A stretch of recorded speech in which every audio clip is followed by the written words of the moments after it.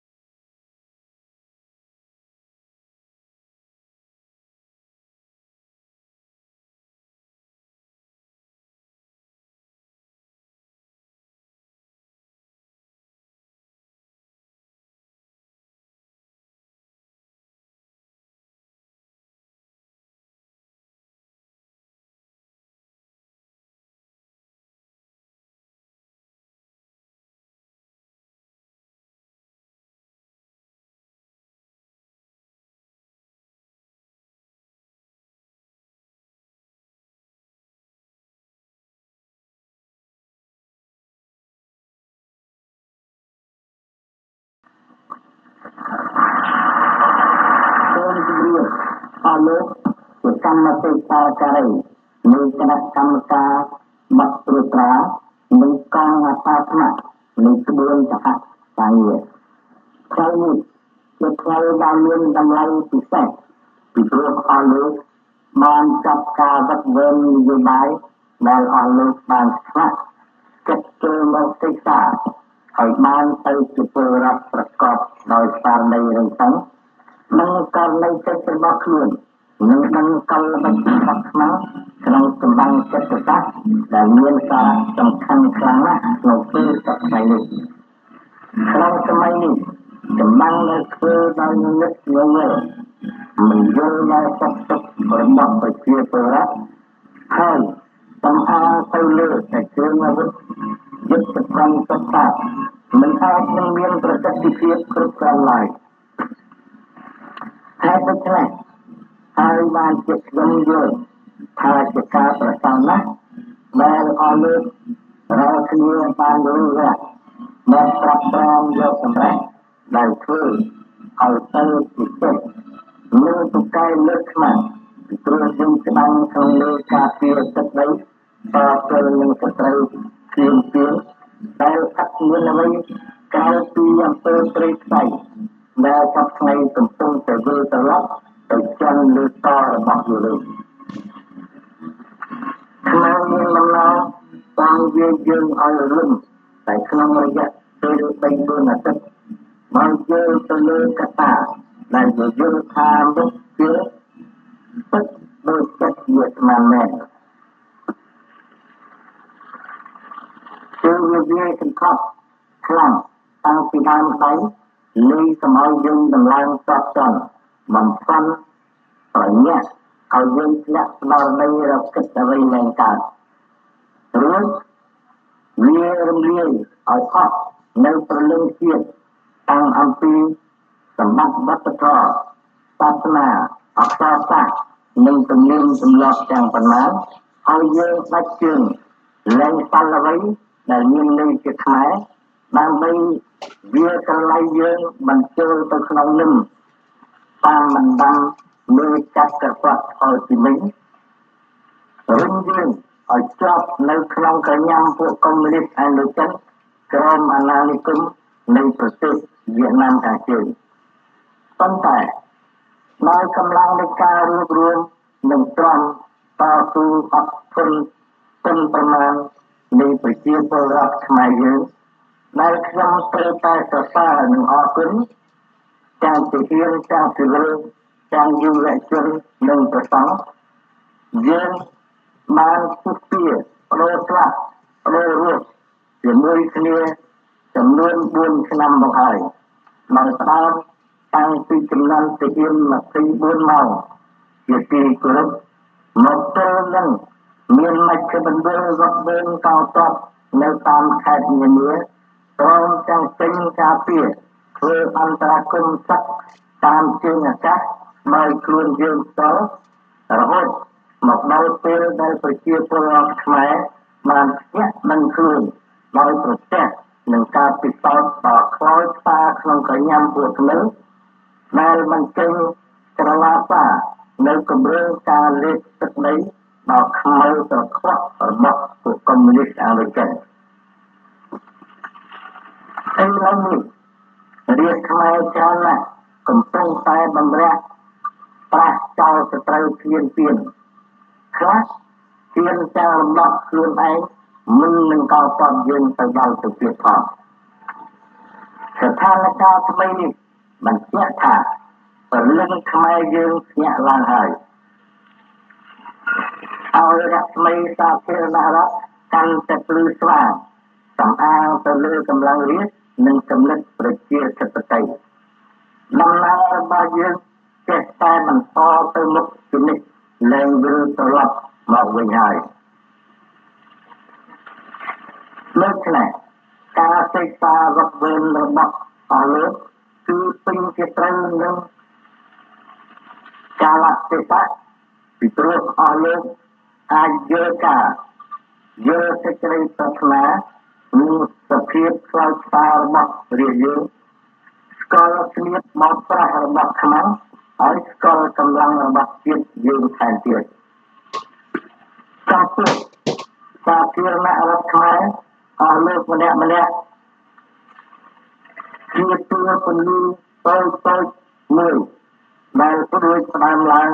គ្រប់ទិសទីពីរដ្ឋធានីទៅដល់ទីរួមខេត្តនានាត្រូវអស់លោកបន្តពលឺដ៏ល្អនេះឲ្យបានពីទិញឲ្យចេញព្រមព្រៀងឲ្យញាតិឲ្យមិត្តចិត្តឆ្ងាយបានជ្រាបបានយល់សរសើរជាប្រតិបគឺស្វាងកសាងសាធារណៈរដ្ឋយើងឲ្យឆ្លងផុតពីគ្រោះថ្នាក់និងឧបសគ្គគ្រប់យ៉ាងជាកម្លាំងនៃរណសេរីត្រូវបានបីឲ្យកងទ័ពយើងអាចពង្រឹងរណសេរីខាងមុខយ៉ាងពេញបន្ទុកទៅទៀតសូមឲ្យបេសកកម្មដ៏ធំទូលំទូលាយរបស់អស់លោកបានទទួលការប្រែប្រួលនៃពុទ្ធពរទាំង4ប្រការលុះត្រាតែបានជោគជ័យជាស្ថាពរសូមអរគុណ